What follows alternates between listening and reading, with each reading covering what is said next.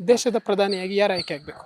ಮೋದಿ ಅವರು. ಯೋಜನೆಗಳು ಬೇಡ ಆಗಿತ್ತು, ಮಾಡಿದಾರ ಅದನ್ನ ತಲುಪ್ತಾ ಇಲ್ವಲ್ಲ. ನರೇಂದ್ರ ಮೋದಿ ಅವರು ಕುಟುಂಬ ರಾಜಕಾರಣ ಮಾಡಿದ್ರೆ ಯಾರು ಮುಂದಿನ ದಿನಗಳಲ್ಲಿ ಮರ್ಯಾದೆನೇ ಕೊಡಲ್ಲ. ಕ್ಷಣವಂತ ಅಯ್ಯೋ ಈ ನಮ್ಮ ಮಕ್ಕಳು ಏನಕ್ಕೆ ಬರ್ತಾರಪ್ಪ ಅನ್ನೋ.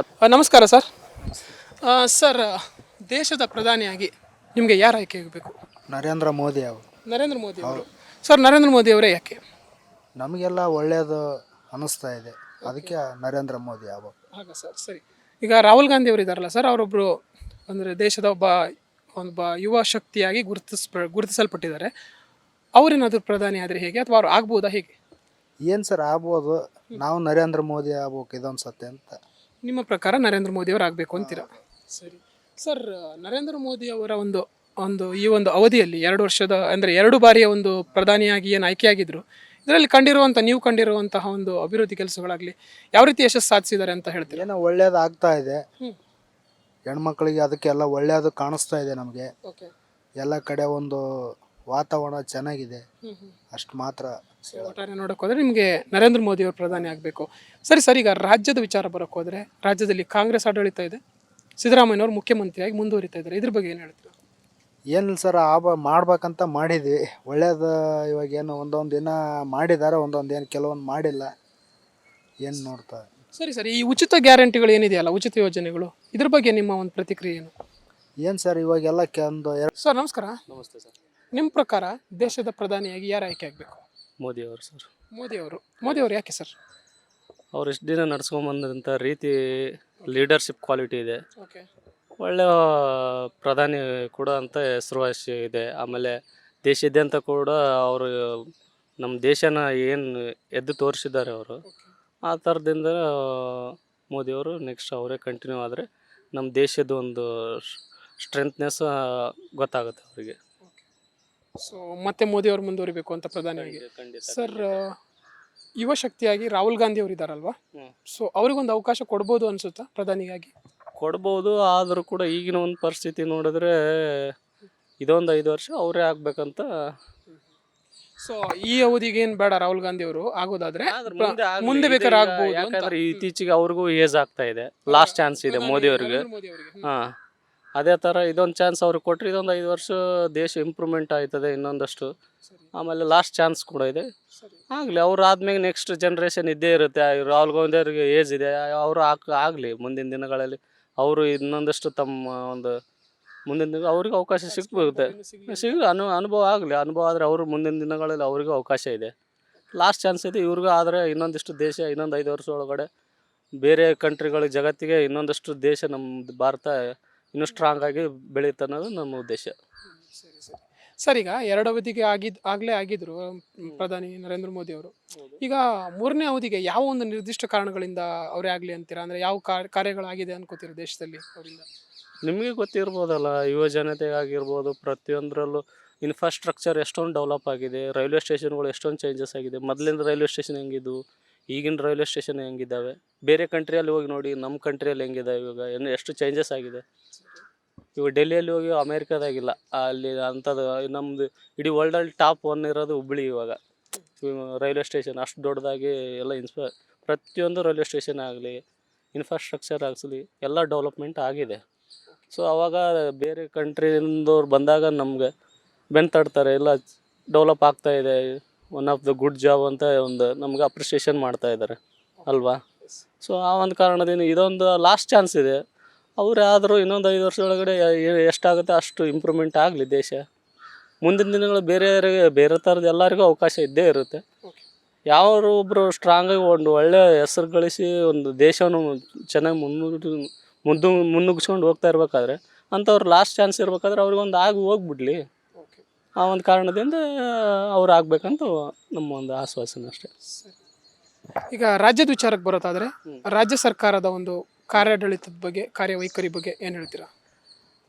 ಅವ್ರು ಕೊಟ್ಟಂಥ ಏನು 5 ವಿಶ್ವಾಸಗಳ ಗ್ಯಾರಂಟಿ ಕಾರ್ಡ್ ಅವರು ಮಾಡ್ತಾ ಇದ್ದಾರೆ, ಆ ನಿಟ್ಟಿನಲ್ಲಿ ನಡೀತಾ ಇದೆ. ಅದ್ರ ಪಾಡಿಗೆ ಅದು 1 ಬೈ 1 ಮಾಡ್ತಾ ಇದ್ದಾರೆ ಪ್ರೊಸೆಸಿಂಗು. ಅದೇನಂತ ಆಲ್ರೆಡಿ ಒಂದಷ್ಟು ಬಸ್ಸಿಂದಾಗಿರ್ಬೋದು, 2,000 ರೂಪಾಯಿ ಹಾಕೋದಾಗಿರ್ಬೋದು, ಕರೆಂಟ್ ಇದ್ರದ್ದಾಗಿರ್ಬೋದು, ಅದೆಲ್ಲ ಒಂದಷ್ಟು ರನ್ನಿಂಗ್ ಇದೆ. ಮುಂದಿನ ದಿನಗಳಲ್ಲಿ ಫಂಡ್ ಮ್ಯಾಗ ಅವ್ರು ಹೆಂಗೆ ಫಂಡ್ ಬರುತ್ತೆ ಹಂಗೆ ನೋಡ್ಕೊಂಡು ಅವರು ಮುಂದಿನ ದಿನಗಳು ಮಾಡ್ಕೊಂಡು ಹೋಗ್ತಾ ಇದ್ದಾರೆ. ಸರ್ ಈಗ ನಿರ್ದಿಷ್ಟವಾಗಿ ಅದೇ ಪಂಚ ಯೋಜನೆಗಳನ್ನು ತಗೊಳಕ್ ಹೋದ್ರೆ ಸರ್ ಅದರ ಜನರಿಗೆ ತಲುಪ್ತಾ ಇದೆಯಾ ಅಥವಾ ಅನುಕೂಲಗಳು ಇದೆಯಾ ಅಂತೀರಾ, ಹೇಗೆ? ಇವಾಗ ನಿಮಗೆ ಗೊತ್ತಿದ್ದಂಗೆ ಬಸ್ಸಲ್ಲಿ ಓಡಾಡಬೇಕಾದ್ರೆ ಅನುಕೂಲತೆ ಇದೆ, ಬಡವರಿಗಂತೂ ಅನುಕೂಲತೆ ಇದೆ. ಯಾಕಂದರೆ ಈಗಿನ ದಿನಗಳಲ್ಲಿ ಅವರು ಬಡವ್ರು ಮಧ್ಯಮದವರು ದುಡಿಲೇಬೇಕು, ಟ್ರಾವೆಲಿಂಗ್ ಮಾಡಲೇಬೇಕು ಪ್ರತಿಯೊಂದಕ್ಕೂ. ಅಲ್ಲಿ ಅವ್ರ ದುಡ್ಡು ಸೋರ್ಸಸ್ ಉಳಿತಾ ಇದೆ. ಅದು ಲೇಡೀಸಿಗಾಗಲಿ, ಲೇಡೀಸಲ್ಲಿ ಕೂಡ ಒಂದು ಸಂಸಾರ ಅಂದಮೇಲೆ ಅವ್ರದ್ದು ಒಂದು ಅರ್ಧ ಭಾಗ ದುಡಿಯೋ ಒಂದು ಪ್ರಯತ್ನ ಕೂಡ ಇದೆ. ಒಬ್ಬರೇ ಮನೆಯಲ್ಲಿ ಒಬ್ಬರೇ ದುಡಿದ್ರೆ ಆಗಲ್ಲ. ಹಿಂಗಾಗ್ಬಿಟ್ಟು ಅವರು ಕೂಡ ನಾರಿಯರು ಕೂಡ ಅವರು ದುಡಿತಾರೆ, ಅವ್ರಿಗೆ ಕೂಡ ಅನುಕೂಲತೆ ಇದೆ, ಆಗ್ತಾ ಇದೆ, ತೊಂದರೆ ಏನಿಲ್ಲ, ನಡೀತಾ ಇದೆ. ಸೊ ಅನುಕೂಲ ಇದೆ ಅಂತೀರಾ ಈ ಪಂಚ ಯೋಜನೆ? ಈ ಅನುಕೂಲ ಇದೆ, ಪಂಚಯೋಜನೆ ಅನುಕೂಲ ಇದೆ. ಈಗ ನೋಡಿ ಕರೆಂಟ್ ಆದ್ರೂ ಅದು ಏನೇನು ಯೂನಿಟ್ ಪ್ರಕಾರ ಏನು ಮಾಡಿದಾರೆ ಅದನ್ನು ಕೂಡ ಎಷ್ಟೋ ಜನ ವಲಸೆ ಬಂದವರು ಇಲ್ಲಿ ಒಂದು 70% ಇದ್ದಾರೆ. ಇನ್ನು 25% ಅಷ್ಟೇ ಬೆಂಗಳೂರು ಜನ ಇರೋದು. ಈಗ ಶ್ರೀಮಂತರಿಗೆ ಅವ್ರಿಗೆ ಅವಶ್ಯಕತೆ ಇಲ್ಲ ಇದು. ನಿಮ್ಮಂಥವ್ರಿಗೆ ಅವಶ್ಯಕತೆ ಇದೆ. ದುಡ್ಡು ತಿನ್ನೋರಿಗೆ, ಮಧ್ಯಮವ್ರಿಗೆ, ಹೊರಗಿಂದ ಬಂದವರಿಗೆ ಅಂಥವ್ರಿಗೆ ಅವಶ್ಯಕತೆ ಇದೆ. ಅದು ಫ್ರೀ ಆದರೂ ಕೂಡ ಅದು ಕೂಡ ಉಳಿದಿರೋದು ಒಳ್ಳೆಯದೇ. ಅದು ಅವರ ಕೂಡ ಏನು ಜಾಸ್ತಿ ಇದು ಮಾಡಿಲ್ಲ. ಒಂದು 100 ಯೂನಿಟ್ ಅಂತ ಒಂದು ಇದನ್ನು ಮಾಡಿದ್ದಾರೆ ಅಷ್ಟೇ. ಅದ್ರ ಮೇಲ್ಗಡೆ ಏನಾದರೂ ಅದು ಮಾಮೂಲಿ ಬಿಲ್ ಕಟ್ಟಲೇಬೇಕು.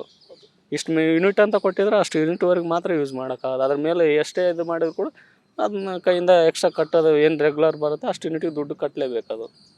ಅದೊಂದು ಅನುಕೂಲತೆ. ಅಷ್ಟು ಯೂನಿಟ್ ಯೂಸ್ ಮಾಡೋಕ್ಕೂ ಯಾರಿಗೂ ಟೈಮ್ ಇರಲ್ಲ. ಹಾಂ, ಒಟ್ಟಾರೆಯಾಗಿ ಒಳ್ಳೆ ಯೋಜನೆಗಳು ಅಂತ ಹೇಳ್ತಿದ್ದೀರಾ. ಸೊ ಸಿದ್ದರಾಮಯ್ಯನವರು ಮುಖ್ಯಮಂತ್ರಿಗಳ ಬಗ್ಗೆ ಏನು ಹೇಳ್ತೀರಾ? ಅವರು ಒಂದು ಸಾರಥಿ ಏನೈತೆ ಅವಾಗಿಂದ ಕೂಡ ಈಗ ನಾವು ಹೆಂಗೆ ಮೋದಿಯವರ ಒಂದು ಸ್ಟ್ರಾಂಗ್ನೆಸ್ಸು, ಪವರ್ಫುಲ್ಲು, ಒಂದು ಏನೇ ಒಂದು ತೊಗೊಂಡು ಡಿಸಿಷನ್ ಮೇಕಿಂಗ್ ಏನಿದೆ ಸ್ಟ್ರಾಂಗಾಗಿ ಮಾಡ್ತಾ ಇದ್ದಾರೆ. ಅವರು ಕೂಡ ಒಂದು 40 ವರ್ಷದ ರಾಜಕೀಯದಲ್ಲಿ ಅವರು ಕೂಡ ತಮ್ಮದೇ ಆದ ಒಂದು ಛಾಪ್ ಮೂಡಿಸಿದ್ದಾರೆ. ಆದಷ್ಟು ತಮ್ಮದೇನು ಒಂದು ವೈಯಕ್ತಿಕವಾದಂಥ ನಿರ್ಧಾರಗಳಿದೆ ಅದು ಆಟೋಮೆಟಿಕ್ ತಾವು ಸ್ಟ್ರಾಂಗ್ ಲೀಡರ್ ಅಂತ ಗೊತ್ತು. ಅವರು ಇದ್ದದಕ್ಕೂ ಏನು ತೊಂದರೆ ಇಲ್ಲ. ಅವ್ರದ್ದವ್ರು ಕರೆಕ್ಟಾಗಿ ಮಾಡ್ಕೊಂಡು ಹೋಗ್ತಾ ಇದ್ದಾರೆ. ಅದಕ್ಕೇನು ಎರಡನೇ ಪ್ರಶ್ನೆ ಇಲ್ಲ. ಸರಿ ಸರ್, ಈಗ ಆಡಳಿತ ಪಕ್ಷವನ್ನು ಬಿಟ್ಟರೆ ವಿರೋಧ ಪಕ್ಷದ ವಿಚಾರ ಮಾತಾಡೋದಾದರೆ, ವಿರೋಧ ಪಕ್ಷದಲ್ಲಿ ಈಗಾಗಲೇ ಆರ್ ಅಶೋಕ್ ಅವರನ್ನು ಮತ್ತು ವಿಜಯೇಂದ್ರ ಅವರನ್ನು ಅಂದರೆ ರಾಜ್ಯಾಧ್ಯಕ್ಷರನ್ನಾಗಿ ಹಾಗೆ ವಿರೋಧ ಪಕ್ಷದ ನಾಯಕರನ್ನಾಗಿ ಆರ್ ಅಶೋಕ್ ಅವರನ್ನು ಆಯ್ಕೆ ಮಾಡಿದ್ದಾರೆ. ಈ ಬಗ್ಗೆ ಏನು ಹೇಳ್ತೀರಾ? ಆರ್ ಅಶೋಕ್ ಅವರು ಅಂತಂದರೆ ಅವ್ರು ಯಾವಾಗಲೂ ಬೆಳಿಬೇಕಾಗಿತ್ತಂತ ಅನ್ಕೊತೀನಿ ನಾನು. ಆದರೆ ಮತ್ತೆ ಯಾಕೆ ಅವ್ರಿಗೆ ಕೊಡ್ಬೋದಾಗಿತ್ತು. ಇವ್ರಿಗೆ ಯಾಕೆ ಕೊಟ್ಟರು ಅಧ್ಯಕ್ಷ ಸ್ಥಾನ ಅಂತ ಗೊತ್ತಿಲ್ಲ. ಬಟ್ ಅದೇನು ಇವ್ರಿಗೇನು ಎಬಿಲಿಟಿ ಇತ್ತು. ಲಾಸ್ಟ್ ಟೈಮ್ ಅವರು ಕೂಡ ತಾವು ಸ್ವಂತ ಹೋಗ್ಬಿಟ್ಟು ಪ್ರಚಾರ ಮಾಡಿ ಒಂದಷ್ಟು ಕ್ಷೇತ್ರಗಳನ್ನು ಗೆದ್ಕೊಂಬಂದರು. ಯಾರು? ವಿಜೇಂದ್ರ ಅವರು. ಸೊ ಆ ಒಂದು ಕಾರಣದಿಂದ ಕೊಟ್ಟರು ಏನೋ. ಯಡಿಯೂರಪ್ಪ ಇವರಿಗೆ ಆರ್ ಅಶೋಕ್ ಅವ್ರಿಗೆ ಕೊಡಬೇಕಿತ್ತು ಅಂತನಾ ಅಧ್ಯಕ್ಷ ಸ್ಥಾನ ಕೊಡ್ಬೇಕು. ಅವರು ಹಿರಿಯರು ಇದ್ರಲ್ವಾ, ಇವ್ರಾದ ಕೂಡಲೇ ಅವ್ರಿಗೆ ತಗೊಡ್ಬೇಕು. ಅದೇ ಅಂದರೆ ಅಲ್ಲಿಗೆ ಏನಾಗುತ್ತೆ ಅಂದರೆ ಅವ್ರಿಗೇನು ಲೀಡರ್ಶಿಪ್ ಕ್ವಾಲಿಟಿ ಇಲ್ವ ಅಂತಾನ, ಅಧ್ಯಕ್ಷ ಸ್ಥಾನ ಅದನ್ನ ನಿರ್ವಹಿಸೋಕೆ ಆಗ್ತಾ ಇಲ್ಲ ಅಂತಾನ, ಯಾವೊಂದು ಕಾರಣ ಕೊಟ್ಟಿಲ್ಲ ಅಂತ ಗೊತ್ತಿಲ್ಲ. ಅದಕ್ಕಿಂತ ಇನ್ನೂ ಒಂದಷ್ಟು ಹಿರಿಯ ತಲೆಗಳು ಇದ್ದಾರೆ. ಅವರು ಕೂಡ ಅವ್ರಿಗೆ ಕೊಡ್ಬೇಕಾಯ್ತು. ಈಶ್ವರಪ್ಪ ಅವರು ಇದ್ದರು, ಸೋಮಣ್ಣ ಅಂತವ್ರು ಇದ್ದರು. ಅವರು ಕೂಡ ಲಾಸ್ಟ್ ಟೈಮ್ ಹೇಳಿದ್ರು, ನಾನು ಕೊಟ್ಟರೆ ನಾನು ತೋರಿಸ್ತೀನಿ ಏನಂತ MP ಎಲೆಕ್ಷನ್ ಅಷ್ಟಿಗೆ ನನಗೂ ಒಂದು ಅಧ್ಯಕ್ಷ ಸ್ಥಾನ ಕೊಟ್ಟು ನೋಡಿ, 3 ತಿಂಗಳಲ್ಲೇ ಚೇಂಜ್ ಮಾಡ್ತೀನಿ ಅಂತ ಹೇಳಿದ್ರು. ಆ ಒಂದು ಏನು ಗೊತ್ತಿಲ್ಲ, ಅದು ಯಾವ ಕೊಡಲಿಲ್ಲೋ ಅವ್ರಿಗೇನಾಯಿತು, ಲಾಸ್ಟಿಗೆ ವಿಜಯೇಂದ್ರ ಅವ್ರಿಗೆ ಸಿಕ್ತು. ಸರ್, ಈಗ ವಿರೋಧ ಪಕ್ಷದ ನಾಯಕ ಏನಾದರೂ ಇವರಿಗೆ ಅಂದರೆ ರಾಜ್ಯಾಧ್ಯಕ್ಷ ಸ್ಥಾನ ಏನಾದರೂ ವಿಜೇಂದ್ರ ಅವರಿಗೆ ಏನಾದರೂ ಬಿಟ್ಟು ಆರ್ ಅಶೋಕ್ ಅವ್ರಿಗೆ ಕೊಟ್ಟಿದ್ರೆ ವಿರೋಧ ಪಕ್ಷದ ನಾಯಕನ ಸ್ಥಾನವನ್ನು ಯಾರಿಗೆ ಕೊಡಬೇಕಿತ್ತು ಅಂತೀರಾ? ನಿಮ್ಮ ಪ್ರಕಾರ ಹೇಳೋದಾದ್ರೆ ಇದ್ದಾರೆ ಅಶ್ವಥ್ ನಾರಾಯಣ ಅವರು ಇದ್ದಾರೆ. ಅವರು ಕೂಡ DCM ಆಗಿರೋರು ಇದ್ದಾರೆ ಅಲ್ವಾ. ಸೊ ಅವರು ಕೂಡ ಒಂದು ಕಂಟಿನ್ಯೂ ಒಂದು 4 ಸಲ ಆಯ್ತು, ಇವಾಗ 4-5ನೇ ಸಲ ಅನ್ಕೊತೀನಿ. ಅವರು ಗೆದ್ಕೊಂಬರ್ತಾ ಇದ್ದಾರೆ. ಅವ್ರಿಗೂ ಒಂದು ಲೀಡರ್ಶಿಪ್ ಕ್ವಾಲಿಟಿ ಇದೆ. ಎಲ್ಲರಿಗೂ ಯಾರು ಒಂದು ಹಿರಿಯ ರಾಜಕಾರಣಿಗಳಿದ್ದಾರೆ ಅವರು ಕೂಡ ಕೊಟ್ಟಿದ್ರೆ ಚೆನ್ನಾಗಿರ್ತಿತ್ತು. ಇಲ್ಲೇನಾಗುತ್ತದೆ ಅಂದರೆ ಜನತಾದಳದಲ್ಲಿ ಹೇಗೆ ಒಂದು ಫ್ಯಾಮ್ಲಿ ಕುಟುಂಬ ರಾಜಕಾರಣ ಅಂತಾರೆ, ಅದೇ ಥರನೇ ಇದು ಎಲ್ಲರಿಗೂ ಅನಿಸ್ಬಿಡುತ್ತೆ ಸಹಜವಾಗಿ. ಇಲ್ಲ ಬಸವರಾಜ್ ಯತ್ನಾಳ್ ವಿಜಯಪುರ ಕ್ಷೇತ್ರ ಅವ್ರು ಯಾವಾಗಲೂ ಹೇಳ್ತಾನೆ ಇರ್ತಾರೆ, ಇದೇ ಮಾಡ್ಕೊಂಡು ಹೋಗ್ತಾ ಇದ್ದಾರೆ, ಏನಿದೆ ನಮ್ಮಂಥವ್ರಿಗೆ ಒಂದು ಸಲ ಕೊಟ್ಟು ನೋಡಿ ಅಂತ ಹೇಳ್ತಾರೆ. ಅಂಥವ್ರಿಗೂ ಕೂಡ ಕೊಟ್ಟು ನೋಡಬೇಕು, ತಪ್ಪೇನಿದೆ. ಎಲ್ಲರೂ ಬದಲಾವಣೆ ಆಗಬೇಕು, ಏನಾದ್ರು ಚೇಂಜಸ್ ಆಗಬೇಕಂದ್ರೆ ಒಬ್ರಿಗೆ ಕೊಟ್ಟು ನೋಡಬೇಕು. ಕಾಲಾವಕಾಶ ಅದರಲ್ಲಿ ಇವಾಗ 6 ತಿಂಗಳು ಮುಖ್ಯಮಂತ್ರಿ ಮಾಡಲ್ಲ, 2.5 ವರ್ಷ ಮಾಡಲ್ವೇ? ಅದೇ ಥರ ಅವ್ರಿಗೂ ಒಂದು 2.5 ವರ್ಷ ಅಧ್ಯಕ್ಷ ಸ್ಥಾನ, ಇವ್ರಿಗೂ ಒಂದು 2.5 ವರ್ಷ ಅಧ್ಯಕ್ಷ ಸ್ಥಾನ ಕೊಟ್ಟು ನೋಡಬೇಕು. ಯಾರಲ್ಲಿ ಏನು ಕೆಪಾಸಿಟಿ, ಯಾರಲ್ಲಿ ಏನು ಬದಲಾವಣೆ ತರುವಂಥ ಶಕ್ತಿ, ಯೋಚನೆಗಳು, ಒಂದು ಕೆಲಸ ಮಾಡೋ ಎಬಿಲಿಟಿ ಇದೆ, ಅದನ್ನು ಸಾಧ್ಯವಾದಷ್ಟು ಕೊಟ್ಟು ಚೇಂಜಸ್ ಮಾಡಿ ನೋಡ್ಬೇಕು. ಪಕ್ಷಗಳಲ್ಲಿ ತಾವೇ ಜನರಿಗೋಸ್ಕರ ಏನಾರು ಒಂದು ಮಾಡಬೇಕಲ್ವಾ? ಬರೀ ಪಕ್ಷಗಳು ತಮ್ಮ ಸ್ಥಾನಗಳಿಗೋಸ್ಕರ ಭದ್ರತೆಯನ್ನು ಇಟ್ಕೊಂಡು ಕುಂತ್ರೆ ಮುಂದಿನ ದಿನಗಳು ಜನ ಏನು ಅನ್ಕೊತಾರೆ? ಜನಗಳಿಗೋಸ್ಕರ ತಾನೇ ನೀವು ಯಾವುದೇ ಪಕ್ಷದವ್ರು ಇದ್ರೂ ಕೂಡ ಜನಗಳಿಗೋಸ್ಕರನೇ ನೀವು ಕೆಲಸ ಮಾಡಬೇಕು. ಒಂದು ಹೊಸದು ಏನಾದರೂ ತರಬೇಕಂತಂದ್ರೆ ನೀವು ಹೊಸ ಯೋಜನೆಗಳ ತಲೆಯಲ್ಲಿ ತರಬೇಕು. ನೀವು ಏನಾದರೂ ಹೊಸದನ್ನು ತರಬೇಕು, ಹೊಸದನ್ನು ಹುಡುಕ್ಬೇಕು. ನೀವು ಬರೀ ಹಳೇದನ್ನು ಇಟ್ಕೊಂಡು ಅದೇ ಕುಟುಂಬ ರಾಜಕಾರಣ ಮತ್ತೊಂದು ಮಗದೊಂದು ಮಾಡ್ಕೊಂಡು ಕುಂತ್ರೆ ಅದು ಎಲ್ಲರಿಗೂ ಬೇಜಾರಾಗುತ್ತೆ. ನೆಕ್ಸ್ಟ್ ಟೈಮ್ ಬರ್ತಾರೆ, ಅಯ್ಯೋ ಬಿಡಪ್ಪ ಅವ್ರು ಯಾರು ಗೊತ್ತಿರಲೇ ಇರೋರ ಬಿಡು ಅಂತ ಹಿಂಗೆ ಒಂದು ಯೋಚನೆಗಳು ಬರ್ತದೆ. ಬಿಡು ಇವ್ರದ್ದೆಲ್ಲ ಈಗಿನ ರಾಜಕಾರಣ ಅಂದರೆ ಮುಂದಿನ ದಿನಗಳ ರಾಜಕಾರಣನವ್ರಿಗೆ ಒಂದು ರೆಸ್ಪೆಕ್ಟ್ ಹೋಗ್ಬಿಡುತ್ತೆ, ಆಟೋಮೆಟಿಕ್ ರೆಸ್ಪೆಕ್ಟ್ ಹೋಗ್ಬಿಡುತ್ತೆ. ಬಿಡು ಇವ್ರು ಬಂದರೂ ಅಷ್ಟೇ, ಅವ್ರು ಬಂದರೆ ಏನು ಇವ್ರು ಮಾಡೋದು ಅದೇ ಅದು. ನೀವು ಹೊಸಬರಿ ಬಂದು ಏನಾದರೂ ಒಂದು ಚೇಂಜಸ್ ಮಾಡಿ, ಇಲ್ಲ ಒಂದು ಕರೆಕ್ಟಾಗಿ ಅನುಕೂಲತೆ ಮಾಡೋಂಥ ಒಂದು ಇನ್ನೊಂದಷ್ಟು ಬೇರೆ ಬೇರೆ ಥರ ಆಯಾಮಗಳಲ್ಲಿ ಮಾಡಬೇಕು. ಮೆಡಿಕಲ್ ಆಗಿರ್ಬೋದು, ಇನ್ಫ್ರಾಸ್ಟ್ರಕ್ಚರ್ ಆಗಿರ್ಬೋದು,